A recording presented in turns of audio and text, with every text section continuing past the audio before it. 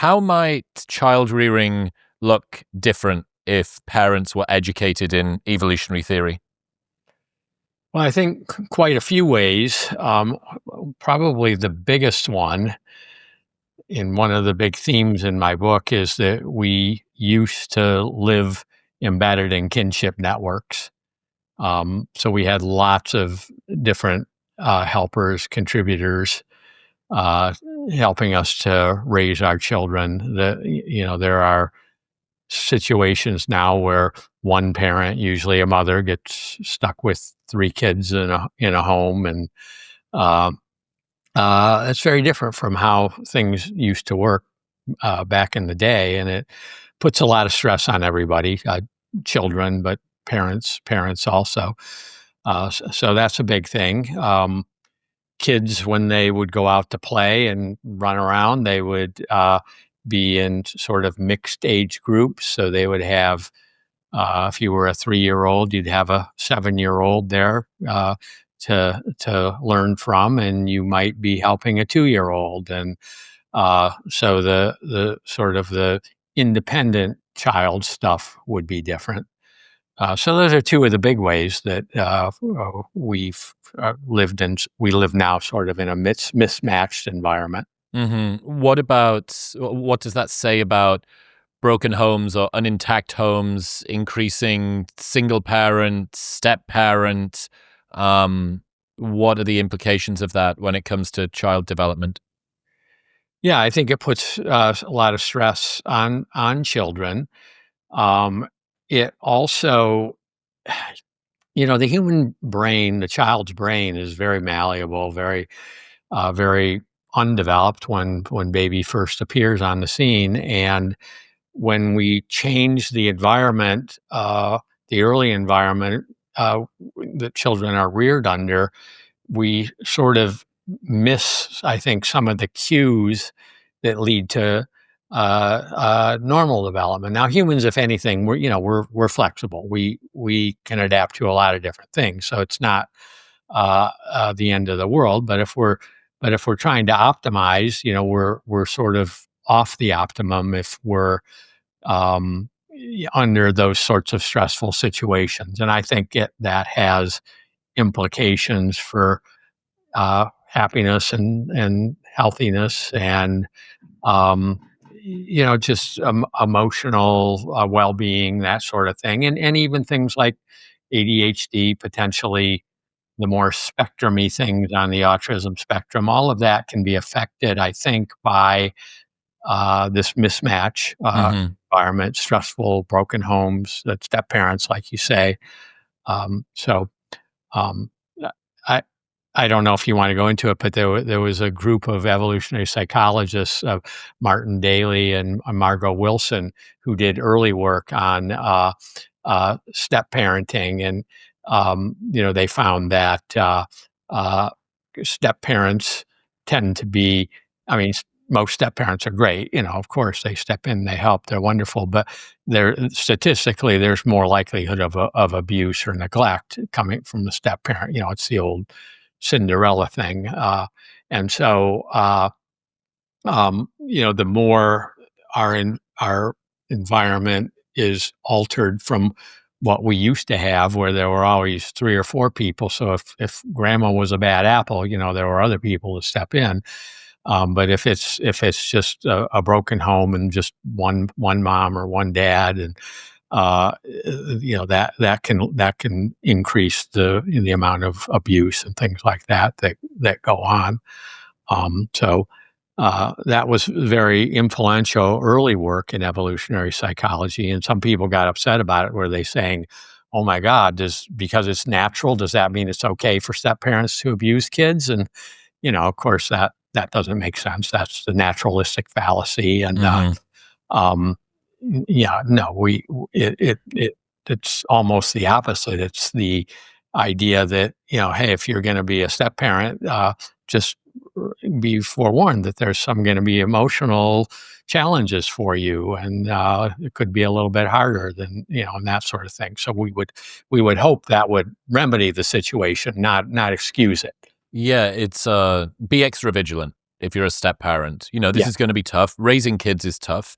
Yeah. And one of the ways that the toughness of raising kids gets ameliorated is by them being your genetic progeny. So you're like, they're crying again for the 7th night in a row, but it's my cry. So, but if it's just the person that you're in love with's progeny's cry, Right. there's a lot less motivation to be there, and you might get more frustrated, so on and so forth. And yeah, I think it's a 100x increase in child mortality when there's a one non-biological parent in the household. So some of the outcomes, I mean, the base rate for that's quite, let's not saying that it's making a massive difference, but it's a sufficiently significant difference that it's something everyone should be aware of. You mentioned there about grandparents. What's the evolutionary role of grandparents? Or why does it matter for raising kids back then, and sort of what's the implication for today? Yeah, well, I mean, I think it's huge.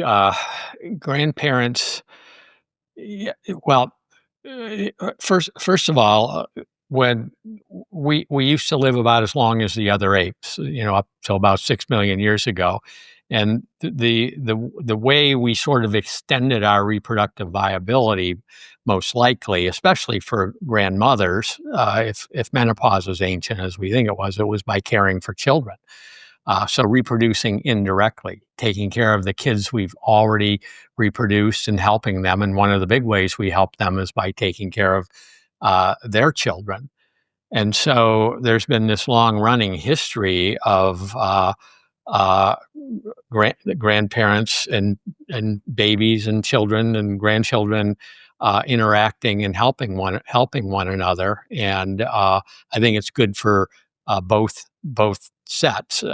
When I was younger doing field work, I was interested in what the grandparents were doing and how they were helping and that sort of thing. And as I got older and became a grandparent, I still was interested in the other stuff, but I became more interested in why we do it, because it's hard work, Come home at the end of the day sometimes after there's been arguing and fighting, but it really makes my life happier and more fulfilled. And I think we sort of have an epidemic of unhappy grandparents, at least in the US, and I think in other parts of the world too. And, you know, sitting on the beach having your pina colada or golfing or whatever can be fine, but you get a lot more satisfaction over the long run, I think, if you're useful, if you're helping people. Well, I remember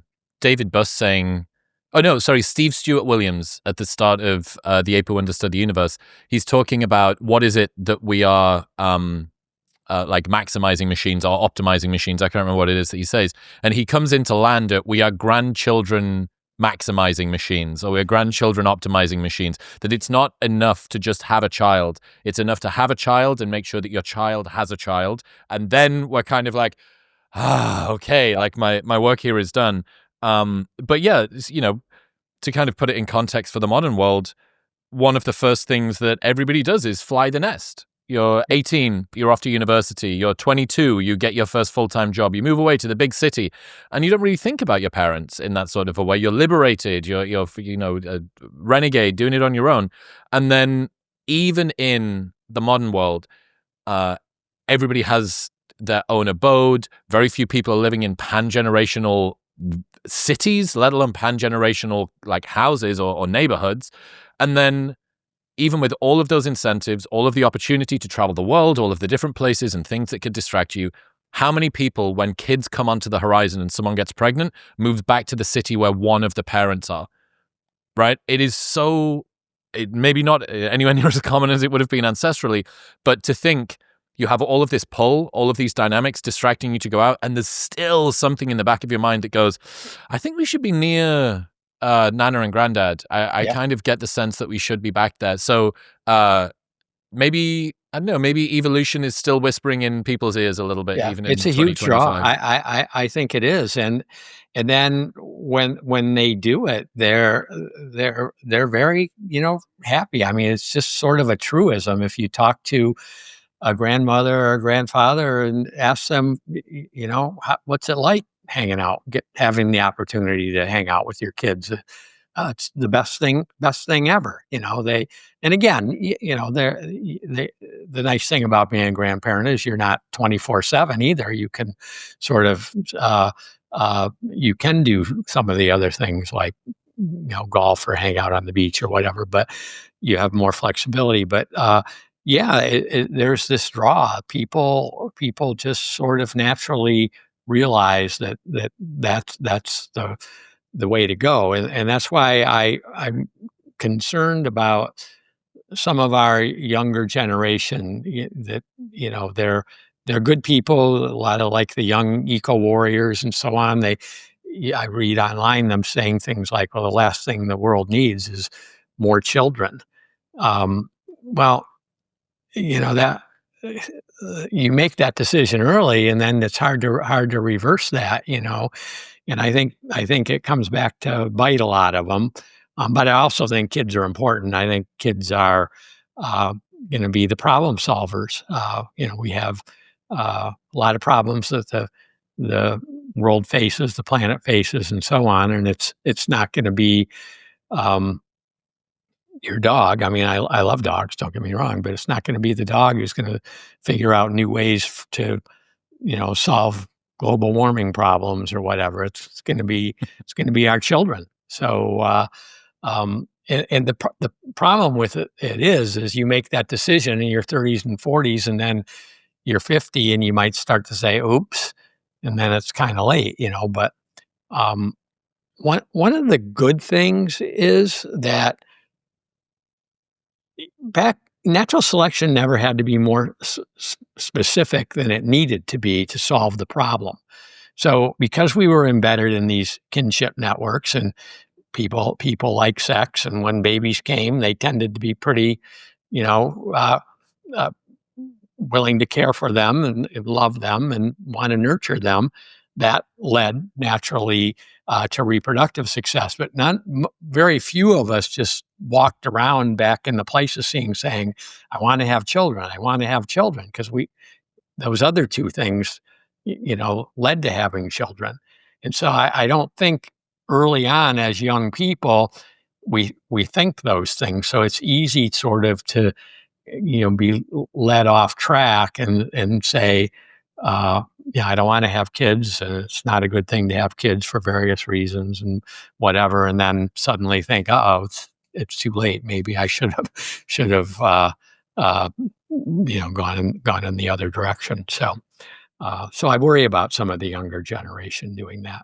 But Yeah. what I was starting to get at though is because natural selection is not all that specific, is you can probably make yourself happier and build a fulfilling life even after you've not had your own children and grandchildren, just by helping. Because help we feel good about helping. We feel good about being relevant. So Mm. I would encourage people out there to, even if they don't have children, to maybe do something that's helpful for them, and I think they'll feel happier for it. Maybe that's the pediatrician coming out in me, but Okay, so one big mismatch,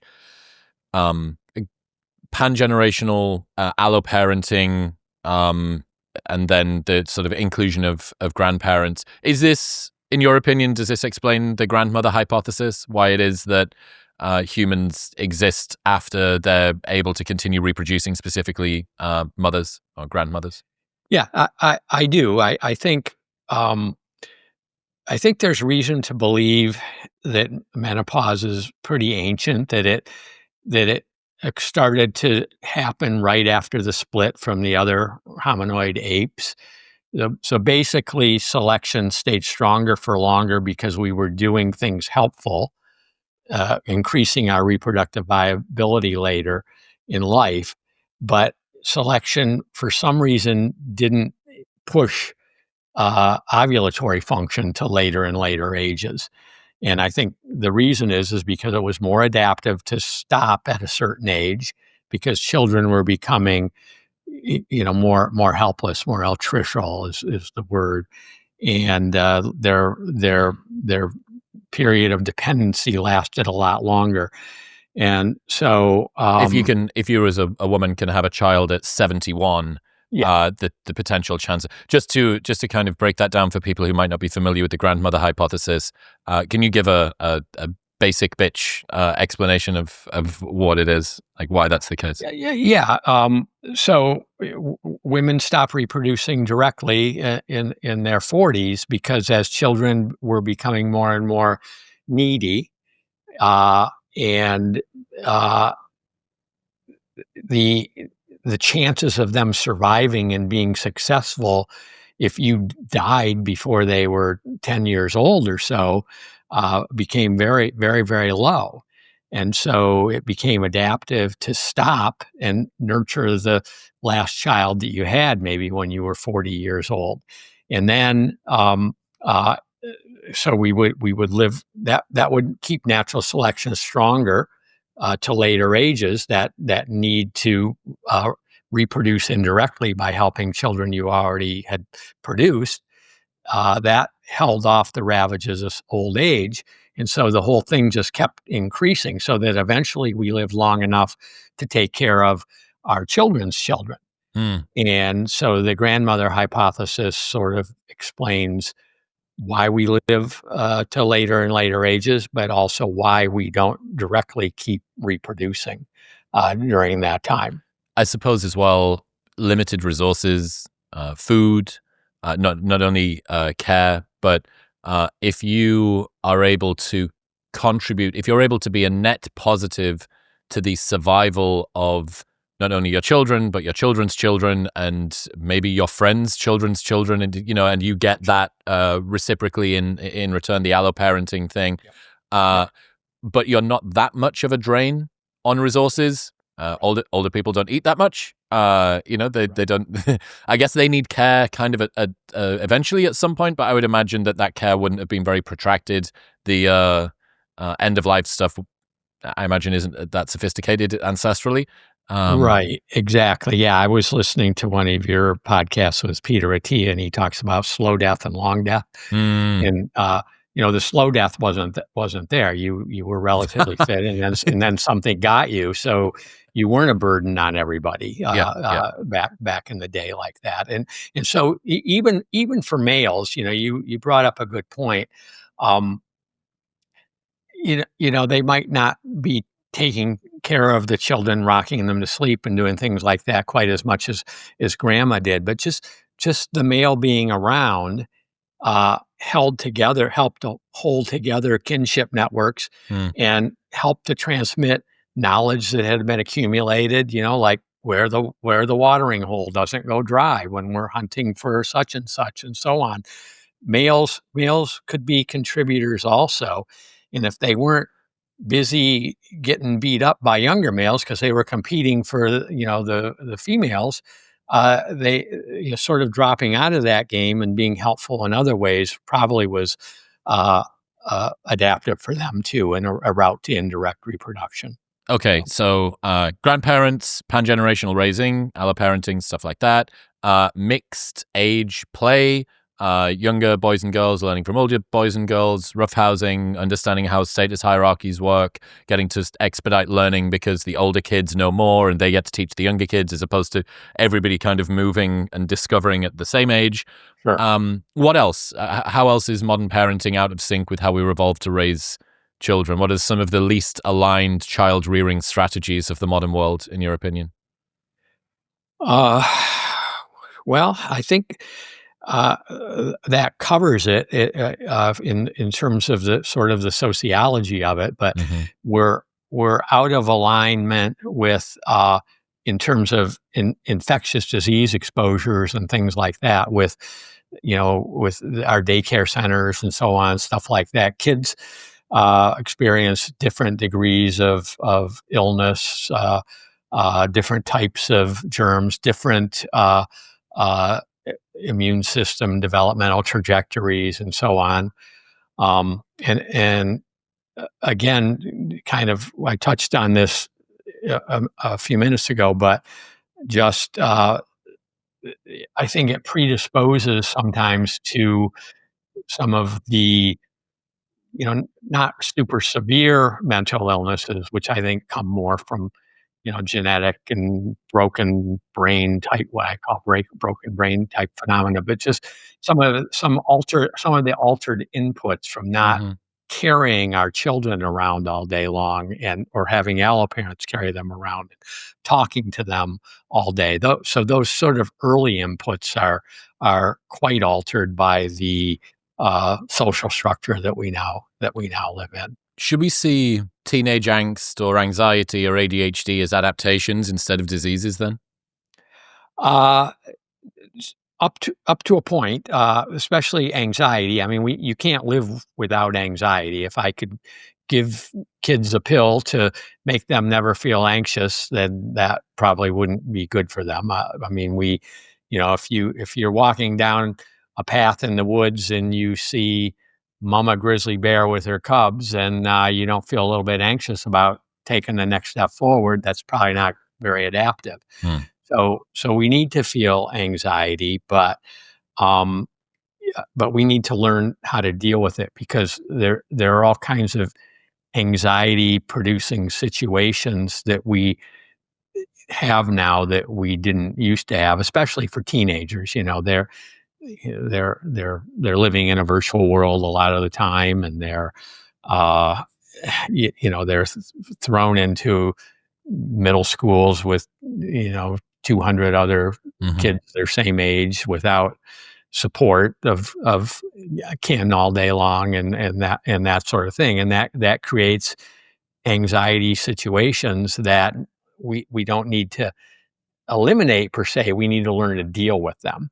How is modern child rearing and the environment that kids are brought up in potentially predisposing the anxiety, the ADHD, the teenage angst in a way that would have not occurred ancestrally? What are some of the contributing elements to that?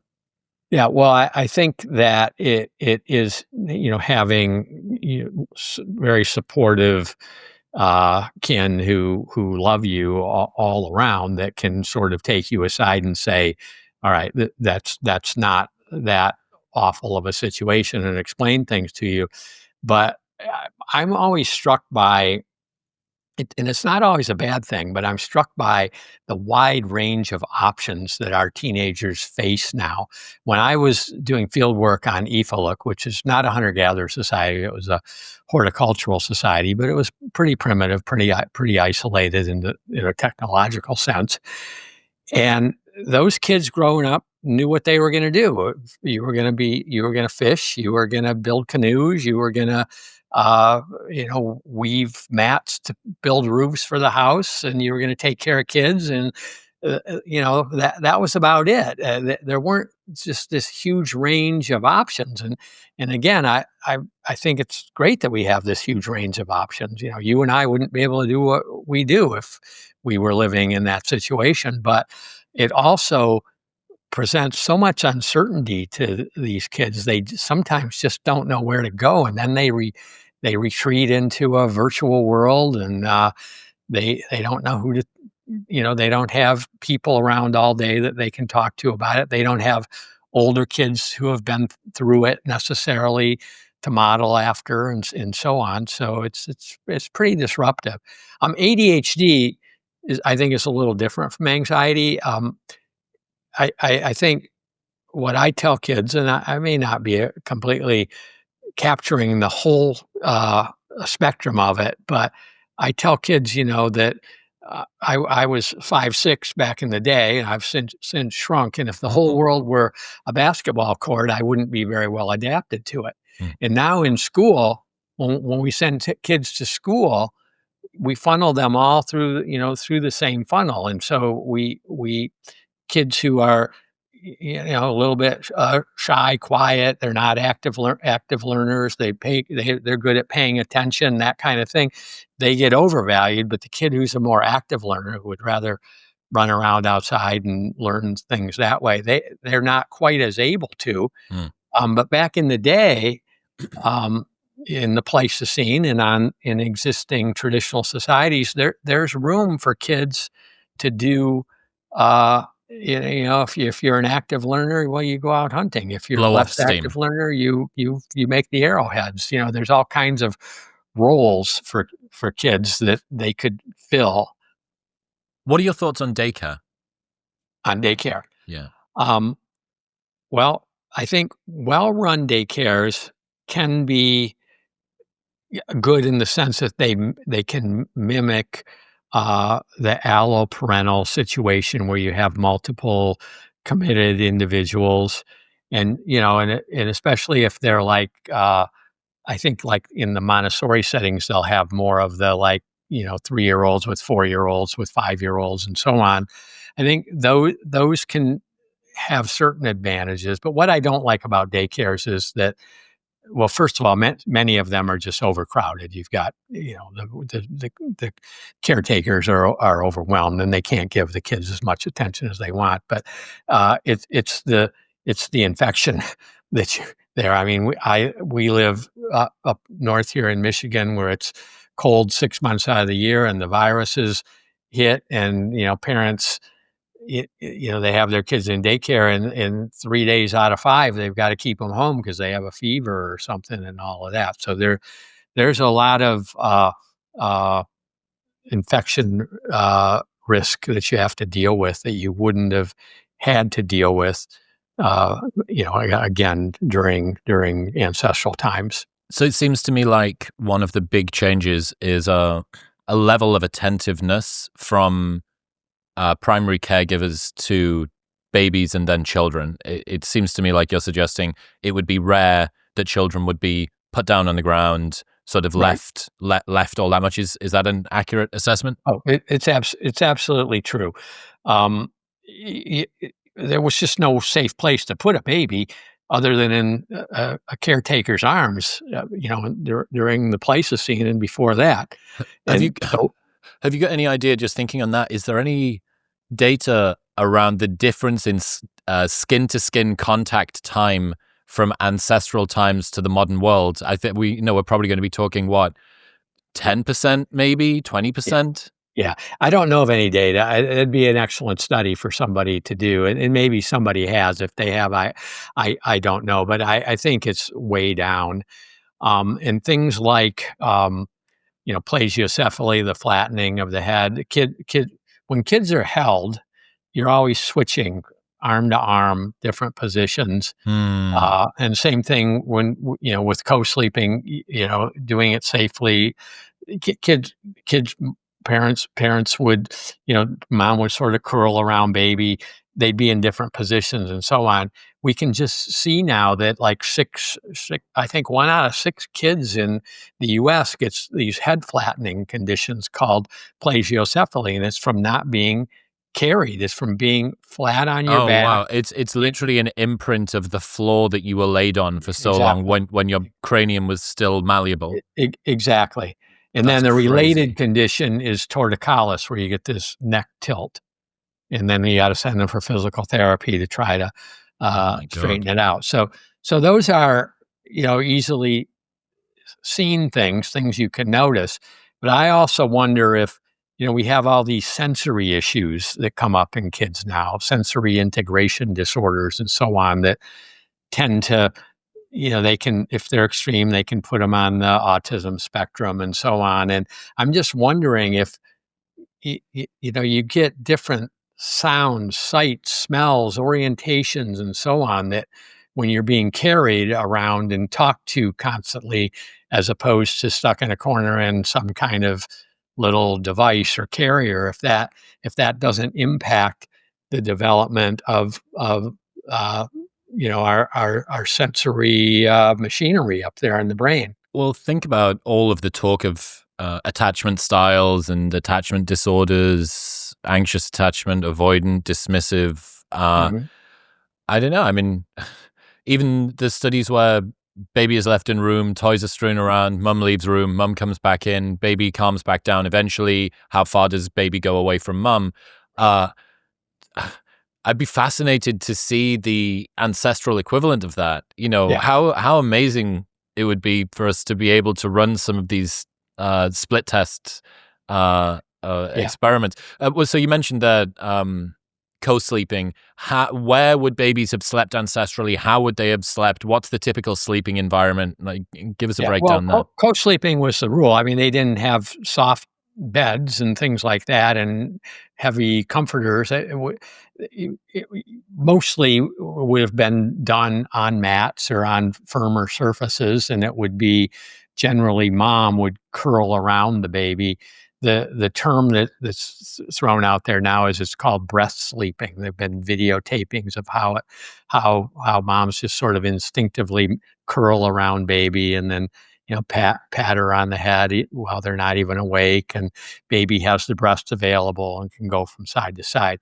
So in my view, I mean, that's the way we always slept. There were no separate rooms or beds or anything like that. So it's not co-sleeping that's dangerous. It's co-sleeping dangerously that's dangerous. If you're trying to do it on a couch or something where baby's head can get wedged in the pillows and that, or the cushion, that can be dangerous. But I think Japan is a good case in point. Co-sleeping is generally the rule there. And they have half the SIDS deaths and half the mortality rate that we do. So it's not co-sleeping per se. I think it's co-sleeping unsafely that is the problem. And I think co-sleeping has some advantages in terms of development. And it's, this gets me in trouble with, or at odds with, the American Academy of Pediatrics. And I understand. I mean, they're speaking to a national population and they have to be talking to people who, maybe they live in an impoverished situation where they don't have safe bedding, or maybe dad's an alcoholic, and if he hops in bed, that does put baby at risk, and all these things. So I sort of understand their position, but just coming out as they do, hard stance against any co-sleeping, I disagree with. And a lot of the European countries are coming around to that view too, that it's okay to do it as long as you're being careful. Talk to me about the transport response in infants. The what? Transport response. I don't know what that is. When babies, they seem like they fall asleep more easily when they're being walked whilst carried. Is that not? Yeah. That was Rob Henderson and me were talking about it earlier on, that if you want to put a baby to sleep, you put them in one of those, I guess, rocking, it's like a automaton thing. And you're thinking, okay, so what are you trying to simulate there? You're trying to simulate being carried, right? Carried, exactly. Yeah. I know. I just spent a week off with the grandchildren, one of them 6 months, and I just kept saying to myself, why won't you let me sit down? Walking around. But they just don't. They want you up, and what's the adaptive explanation for that? Why would that be the case? Is that safer? If baby's being carried and moved, it's less likely to be eaten? I think probably it has something to do with that. I mean, certainly being carried and being in close proximity, I think babies naturally just feel anxious when they don't have that proximity. I'm not quite as sure about why they want us to be expending the maximum amount of calories carrying them about and rocking and bouncing, but what you just hypothesized there or speculated is that that's sending them signals that they're being held, that they're being cared for, that it could be something as straightforward as that. They're a meal on wheels as opposed to a TV dinner. And it's harder to catch the meal on wheels, especially if the wheels are mom or dad. Yeah, okay. Yeah. So what about some explanations for why toddlers might wake up at night or throw food or act out? Why might those be smart behaviors in some way? Yeah, well, toddlers wake up at night because they wanna check in with, mom and dad. I think, and that they don't have as much incentive to, they don't have to get up and do anything in the morning, and so they're free to satisfy their whims that way. As far as throwing food and tantrums if they don't get their way, well, there are a couple things. Throwing food, especially vegetables and new foods, I think that toddlers once you're mobile, you have this natural aversion to just putting anything in your mouth. Unlike when you're 4 months old, you'll put anything in your mouth. But as you get more mobile, if you're just crawling about or toddling about the campsite, if you're willing to put everything in your mouth, that's probably not going to be good for you. So you hand a 6-month-old a stalk of broccoli, they'll eat it. You hand a 2-year-old a stalk of broccoli, they're likely to throw it to the floor. And I think that makes some good adaptive sense. As far as tantrums go, and just being very, very needy, I think I don't really know what the adaptive explanation is for that, but I do, think that they just cognitively, um, they're not very empathetic yet. They can't really put themselves in another individual's position and say, well, mom's busy right now. She can't carry me around, even though I want to be carried around. And, Mm. and so they just want what they want. And, at one moment they might want to give you a kiss, and the next moment they want to hit you over the head or something. It's just because I don't think they've got it all figured out yet. They're still learning how to be social. I mean, they're much better at it than, say, a chimpanzee would be at a similar age. But it's a long learning process in humans. Learning. I mean, we're the hypersocial species, right? That's how we've prevailed. Is we know how to get along in groups, and we reciprocate with one another, and it's a long lesson for kids to learn sharing. It's not an easy concept. But it takes a long time to learn it, and that's why a lot of allo parents, a lot of help, and taking a long time to do it is very important. That's why those things have evolved, I think. As an only child, you are speaking my language here, struggling to learn to share, etc. Yeah. What do we know about breastfeeding?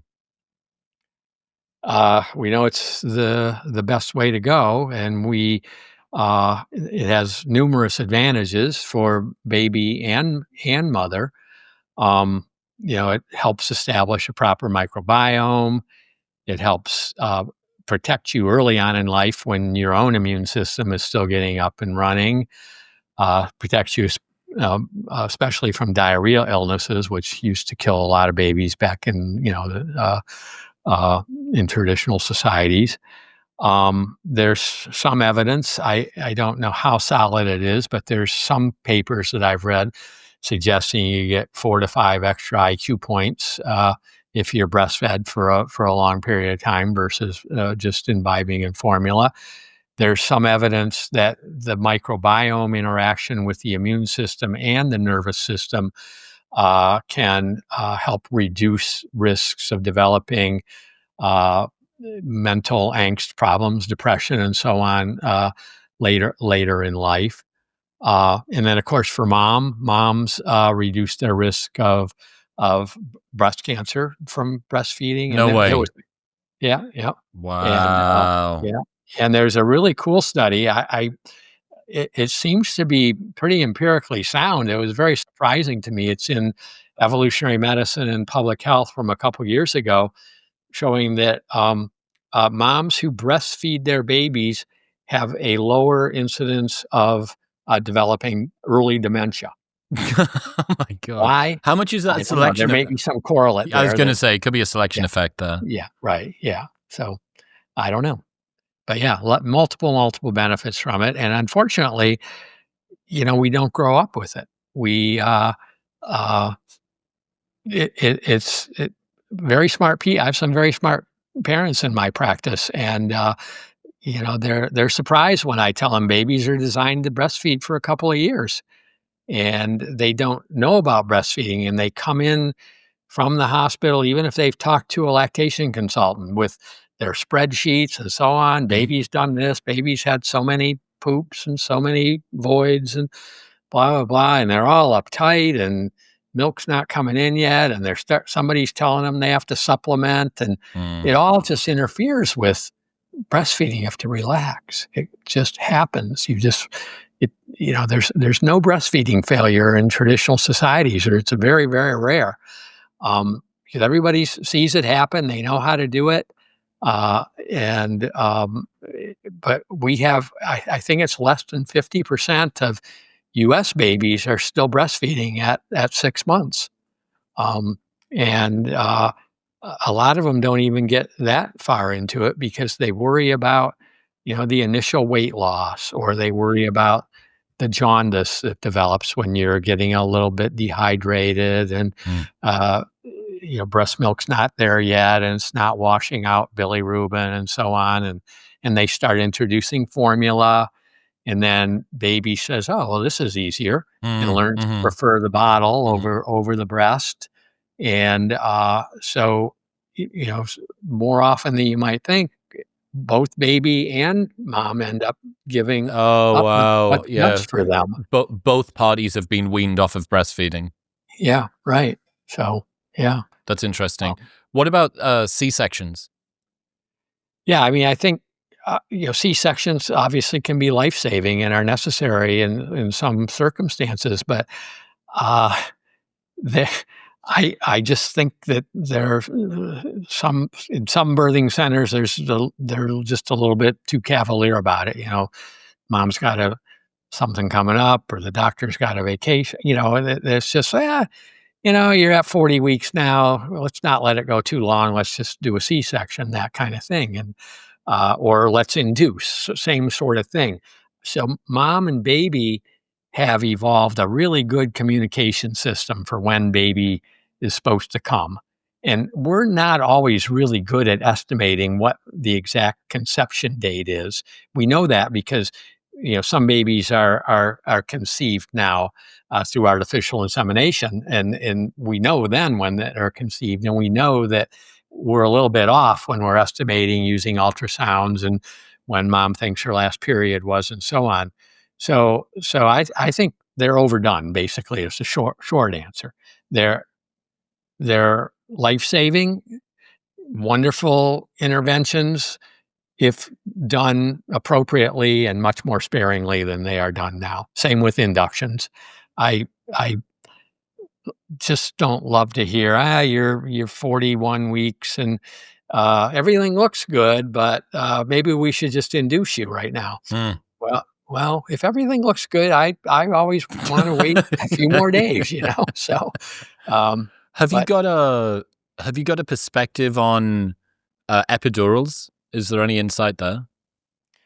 I'm not a real expert in that, but what I've been told by moms and people that have them is it can interfere a little bit with pushing and getting the baby out, and so then that increase your risk of some doctors saying, "Oh, we better do a C-section. C-section here," Is it that kind of thing. is there such a thing as a part epidural? Can you reduce down sensitivity by 50% or something like that? Do you know if they can tolerate it? That's a good question. I don't know the That'd be a answer to that. You would think that would be a good idea. I mean, if it's easy for me to say, don't do epidurals. Yeah, But yeah. I mean, my daughter and daughter-in-law were able to do it, and yeah, I guess they're pretty tough, but probably no tougher than the average. So um, Do C-sections interrupt lactation? I think so because again, there's this fine-tuned timing mechanism between when baby should come and when nursing should start, but also mom's sore. I mean, it's a surgery, and mom doesn't feel quite as good, and it's just not. It's just harder for mom to get things going and be quite as committed and diligent to it when you're recovering from a surgery. I mean, I could see that if I had to do some type of childcare thing, obviously not breastfeeding, but I had just had a hernia surgery or something, I might Mm, be less mhm, reluctant to carry out my duties mm. in that situation. So I think it probably does interfere some. I imagine that you have some concerns about surrogacy in that case then. Yeah, yeah. That I haven't experienced too many people who've done it, and I haven't run into any problems. But yeah, there certainly can be uh, it's a sort of a mismatched kind of thing. It's a not very novel sort of thing. So we would expect there could be some problems there that crop up. Childbirth, child rearing in the modern world certainly seems to have become very medicalized. I wonder whether this over medicalization could contribute to fertility decline in some way. Yeah, I think so. Like I said, people come in with their spreadsheets, and I have to tell them forget about counting the number of dirty diapers and all of those things. And people, they come in with, they've had C-sections. It's been over medicalized, and it's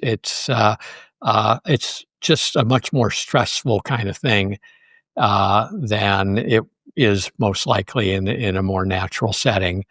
I think midwives often get people to relax. There's also a home birth trend, which, I see the reasons for it. And when it works, but it's also more risky, because things do go wrong in modern medicine. Again,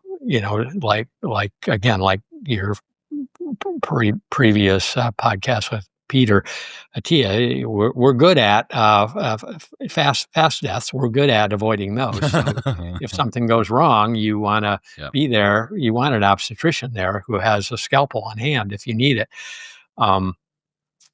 So anyway, yeah.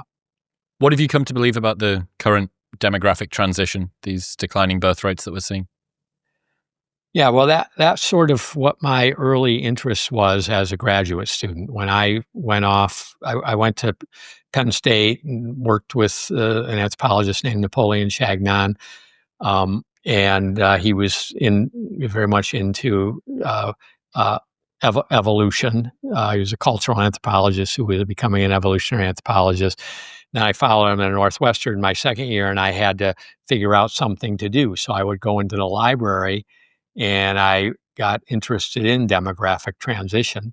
And there was not a really good explanation in my mind for why people in modern settings had decided all of a sudden, they'd switch from we want to have as many babies as we can to we want to have just a couple, or in some cases none. And the prevailing ideas out there, the prevailing theory was coming from economists and economic-minded demographers, and their thought was, well, in traditional settings, after you pay this little upfront cost, kids become assets. They make you wealthy, basically, and especially they take care of you and things like that. And so there's no reason to limit reproduction in traditional settings, but because they lived in modern settings and they probably had kids, they knew kids were expensive in modern settings, and so they were arguing that we would limit the consumption of children, expensive goods, just like we would limit the consumption of all other expensive goods. But that didn't make sense to me from an evolutionary point of view. First, I didn't trust their data because they would go into these traditional societies and ask hunter-gatherers, why do you want to have so many children? And that would be like asking, why do you breathe? And so I thought they probably teased out the answer they wanted, but I have no way of knowing that. So, but what really troubled me was it didn't make sense from an evolutionary point of view that we had kids in order to eventually economically exploit them. Again, going back to this idea that we had maximum lifespans as long as the other apes, and then they gradually increased and doubled because we were doing things useful for our children. That sort of idea didn't jibe with the idea that once they became 20 or 30 and we were 50 or 60, that we were just going to kick back and let them take care of us. I always felt it was going to be the other way around, and that's my early work contributed to the grandmother hypothesis, and as it contributed to what we now consider to be the right explanation for why lifespans doubled. But this notion that wealth flows switched as modernization occurred, and that's what made us not want children didn't make full sense to me. Now, it does make sense that children, of course, became more expensive as we left traditional settings and stuff, but they were always expensive. They were they never really gave us more than we gave them, except in terms of life satisfaction, maybe. But uh, so that my explanation is just that we don't have kinship networks anymore that help spread out the costs of rearing children. Costs get concentrated on mom and dad. Mom and dad say, this is hard work. We love these kids, but we're only going to have one or we're only going to have two. And some people look around and say, oh, my friends over there are struggling. I'm not having any. So I think it has a lot to do with the demise of extended kinship networks and that help in the concentration of care responsibilities on the decision makers. I've spent a lot of time thinking about this, much to the internet's distaste. But one thing that I don't think gets talked about sufficiently is the sort of mimetic desire to have children. Oh wow, my next door neighbor, they just had kids, or my sister just had her first boy and she seems really happy, and that's a good, maybe I should think about fewer children beget fewer people seeing children, etc., etc. And it's the vicious other side of the blade of being a hypersocial species, as you said, or ultra social species. So moving on to, we've talked a lot about sort of development, child rearing, the more sort of psychological and social side of stuff. If we get into the more medical elements of the pediatrics, what are some examples of medical missteps that could have been avoided if we'd had some evolutionary thinking? Well, the big one that I worked on has to do with food allergies, childhood food allergies. Back in the 90s, and it was officially codified by the American Pediatric Society in 2000 or 2001, I think it was, that you delay when it comes to the introduction of the 8 or 9 most allergenic foods. And I mean, first of all, that evolution aside, that just never made sense from an immunological point of view. It just, I don't know how they came up with that idea, because once the immune system is able to cause destruction, which starts in utero and is present in a big way even shortly after birth, you have to have proper tolerance mechanisms. It's not like you can wait till you're 3 years old to learn not to attack your own liver.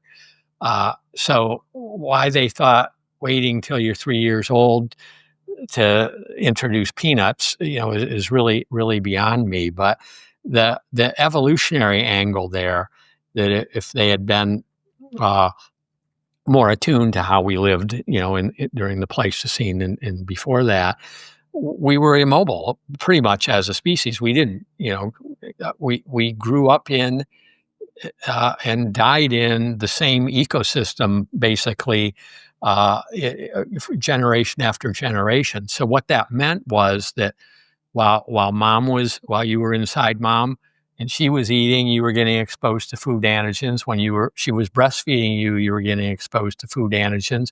When you first started eating foods yourself, you were getting exposed to food antigens. And those food antigens were the very same ones that you were going to get exposed to for the rest of your life. And so they eventually learned, not through thinking about it theoretically in any way, but just by going, oh my goodness, food allergies are soaring. And oh, look, they're not allergic to peanuts in Israel because they feed children early on. They call them bombas, which are peanut butter containing biscuits. And so people started looking, well, maybe we made a mistake here. Maybe we should introduce things early. And so they eventually did some studies and found out that that was true. But if you thought about the way people always ate, you would be introduced to all the foods you would ever eat, all the allergens, all the antigens that you would ever encounter early on, and your immune system would learn to tolerate them. And so it never made sense to say, let's not introduce things until you're older. So I think evolution mindedness could have helped us to avoid that problem. But I mean, I think there are others. I think um, evolution mindedness can help us to understand what's a healthy diet. It can contribute to that. I mean, I know from listening to you, you're interested in that. It turns out there's a really cool study that was done with fruit flies by Michael Rose and his group. Grant Rutledge was a grad student or or a fellow who worked with him, and what they did was they they changed up the diet that the fruit flies had evolved to eat. They had been eating for thousands of generations. They had been eating apple rot, and then they brought them from that area, which I think was on the East Coast, to Michael Rose's lab in UC Irvine, and they didn't have rotten apples, I guess, so they fed them bananas doused in high fructose corn syrup. And what they found was that after about 40 generations, flies had adapted to that new diet to accommodate it really well while they were young. But even after 100 generations, they hadn't adapted to accommodate that new diet what they were old. And that the most parsimonious explanation for that is that number one, selection is most powerful early in life, and number two, most genes have their effects confined to certain ages, so that if a mutation comes along that allows a, young fly to better digest a banana, or if a mutation comes along that allows an old fly to better digest the banana, potent selection would accumulate for the young fly. Weak selection would not accumulate for the old fly. Is this why kids tolerate modern diets better than grandparents do? Exactly. That's right. So beyond a certain age, maybe 50 or so, maybe earlier, you should lay off the pancakes and donuts and things like that. I mean, nobody should be eating too much of that stuff, but kids can do it. They can tolerate it they can tolerate a grain-heavy diet much better than, say, somebody my age That's can. so interesting. It's because of that. Yeah. Yeah, you can apply that also, that line of reasoning to infectious disease, and I did that in an article shortly after the pandemic got going. Crowd diseases, came on board once we started settling down and living in crowds, moving indoors and so on. Things like, influenza and tuberculosis and all those sorts of illnesses. And so as long as those diseases had certain commonalities, like they relied on crowding and, maybe breathing in aerosolized virus, that kind of thing, young immune systems should evolve more quickly to be able to adapt to those crowd diseases than old immune systems would. And there's an evolutionary biologist that I've talked to who works with fruit flies who's interested in maybe trying to test that idea, but it's a little more complicated with immunology than it is, or with infection than it is with diet, because we have a very potent adaptation immunologically that helps us when we get a little bit older to fight diseases, and that's immune system memory. So very, very young children often don't do as well with infectious Oh, disease of course, because they haven't acquired memory yet. you've accumulated all of the different blueprints of all of the different pathogens. Exactly. But when you're talking about a brand new virus that's just jumped into the population, no one has any memory protection. doesn't count anymore. And then you should expect the young to have if again, there have to be commonalities, and there are 4 other coronaviruses out there that passed through over the last 10,000 years. You would expect young people to have evolved adaptations to deal with those infections to a better extent than old people, just as you would expect it for diet. What about obesity in kids? Are there some evolutionary insights that you've come to believe with regards to that? Yeah, I mean, obviously, it's just a terrible problem in our society. Uh, yeah, and like you said, it can start early, and I mean, it I think largely comes from a mismatch. We used to have to work harder for our foods and exert ourselves, uh, and calorie dense foods were not as available, so we developed a taste for those.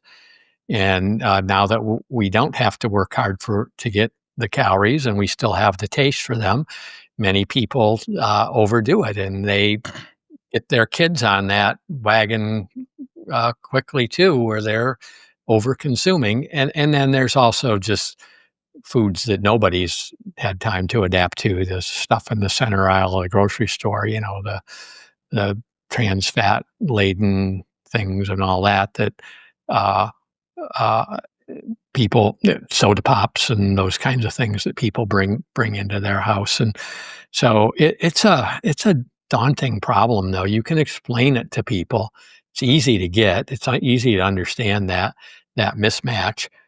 But getting people to of you know be more active and avoid some of those foods is just a hard thing. I dread it when I've got a 10-year-old who can't hop up onto the exam table. He already weighs 130 pounds, and his parent sits down on the bench in the room, and they weigh 300 pounds. I mean, what can I do? I if I could take the kid home with me, maybe I'd have a chance. But Mm. it's a really, really hard problem to solve. But I think it's just such an important thing. I mean, especially it's a problem in kids, but it's especially a problem in as people get older.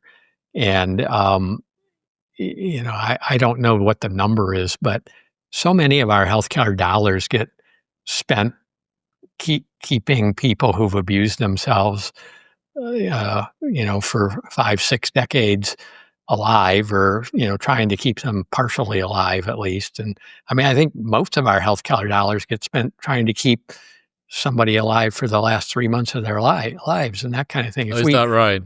I think so. And if it's not that I'm against helping people when they're older, but if people would help themselves when they were younger and avoid some of these problems, all those healthcare dollars could be shifted to young people, and daycares could be better, and the mom stuck at home with 3 kids and no help. I mean, we could reallocate a lot of these things as a society if people were just more responsible. But it's a tough problem, isn't it? I mean, Yeah, it's not just responsibility, right? It's hypernormal stimuli, calorie dense foods. We're not Oh adapting yeah, for the salty, sweety, absolutely. fluffy, crunchy, all of Yep. the design. Yeah, So yep. yeah. We're up against all of that and trying to get people to change. When it comes to medication, do you think are we maybe overusing medication in some ways for issues that might be biologically meaningful? Are we stepping into important processes that wouldn't have obviously been intervened with ancestrally? I mean, I think so. I think antibiotics are wonderful inventions and life saving, but they're certainly overused.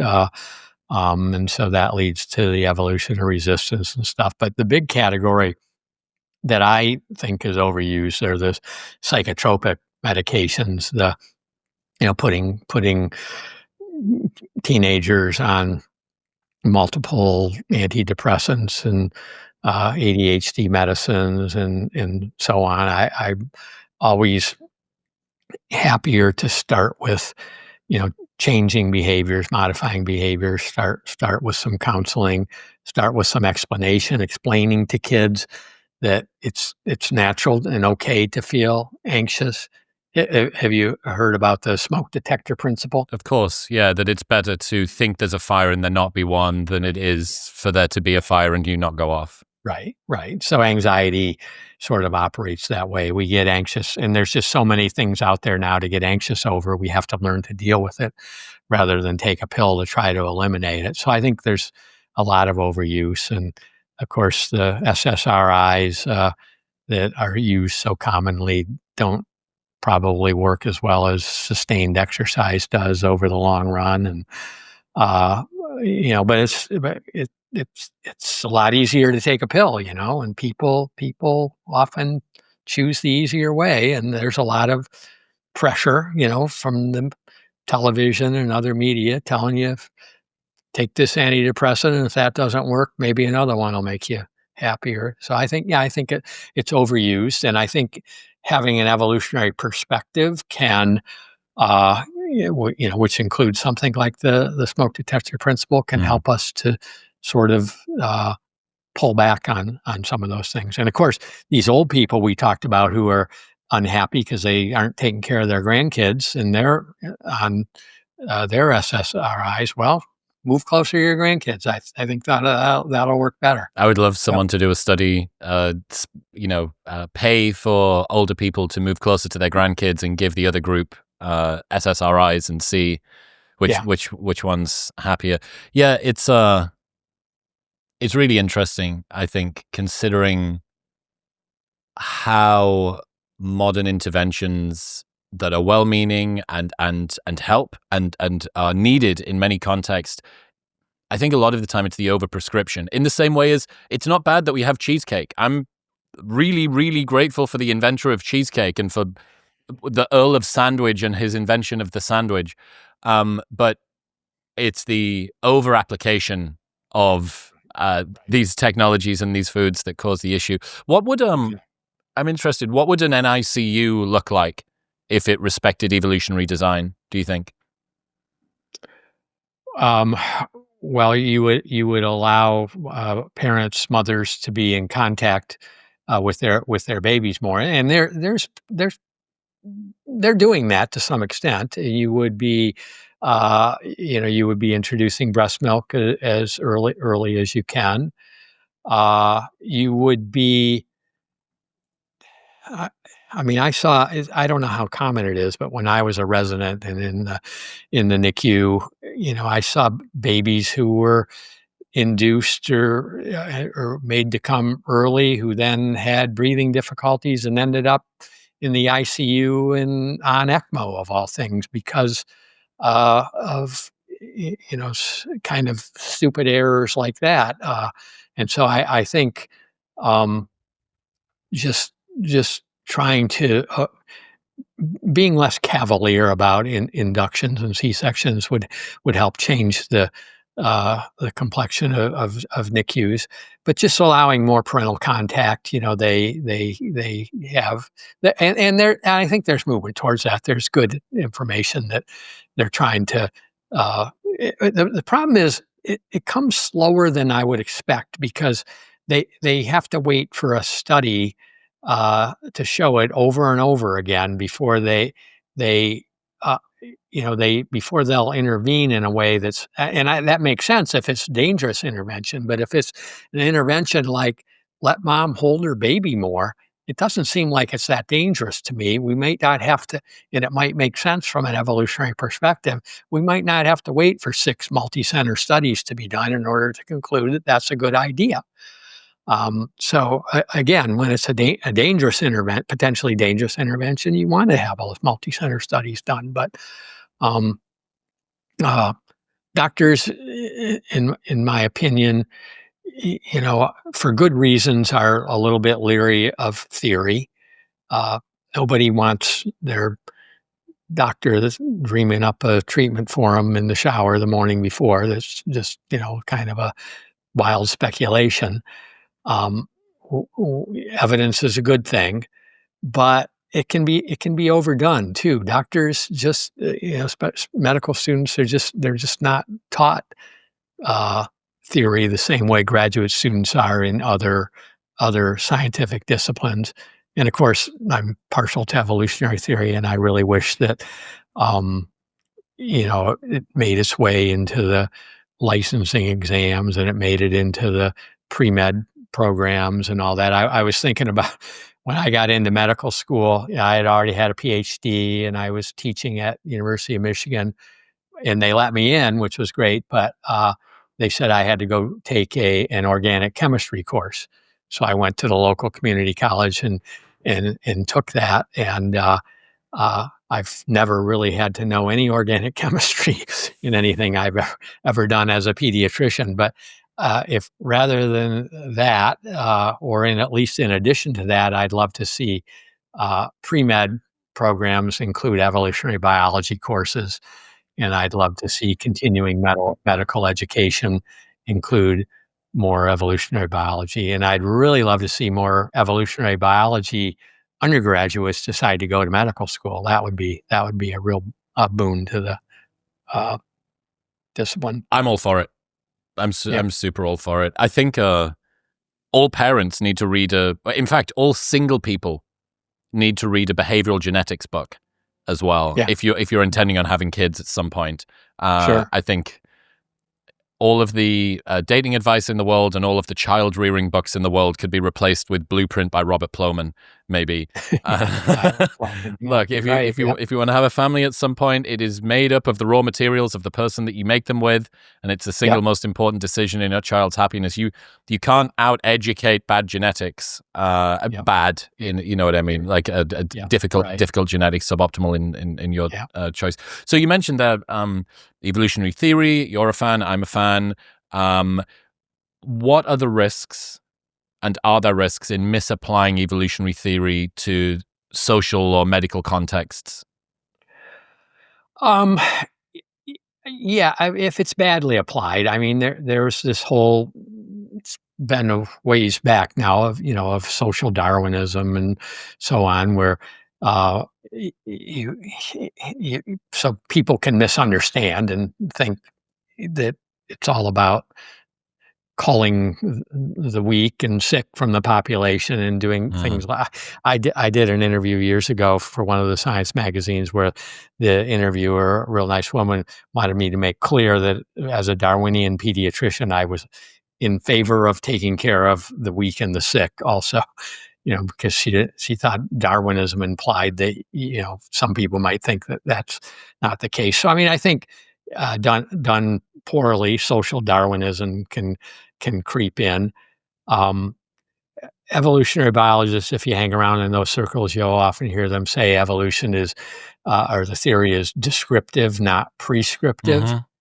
And it is, it's up to you. But in a little sense, in evolutionary medicine, we kind of violate that in the sense that we'll say things like, we might prescribe letting that fever go because fever is an evolved adaptation that helps you to fight your illness. So we're not forcing anybody's hand, but we're giving advice that says, avoid the trans fats, let the fever go, let those kinds of things. So we're being a little bit prescriptive, I guess.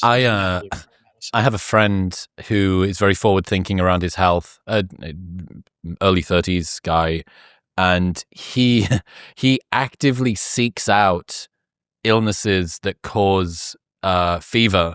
And this is because of some evidence that he's looked at that suggests that getting a fever and raising your body temperature internally is it's protective against cancer growth because it burns that through. Whereas, immediately you have a fever, and what are you doing? I'll regulate with air conditioning. I'll take something to bring down the temperature. I'll go in and see the doctor, so on and so forth.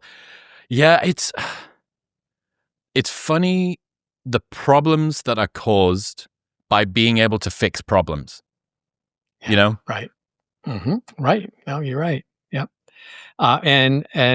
Without recognizing that some of them are defenses. If it's normatively bad, feeling sick with a fever is normatively bad, and so doctors exist to fix things and make you feel better, and so we tell you to take the old saying, not in pediatrics, but the old saying for adults was take 2 aspirin and call me in the morning, right? And we don't give aspirin to kids, but the idea is the same. We often tell them take your ibuprofen or your acetaminophen, you'll feel better. And there are rules for those things. It's not like you can never use them, but it's like you said, fixing things often makes things worse. Paul Turke, ladies and gentlemen. Paul, you're awesome. I think an evolutionary perspective on child rearing was desperately needed, and I'm really glad that Rob introduced me to your work. I think it's so great. Where should people go? They're going to want to keep up to date with the stuff that you do and get a hold of the book. I mean, the book's available on Amazon. It's called Bringing Up Baby, An Evolutionary View of Pediatrics. They can go to my website. Anybody who wants to ask me a question about their child, they can call my office. How amazing! I'm always interested to talk to people about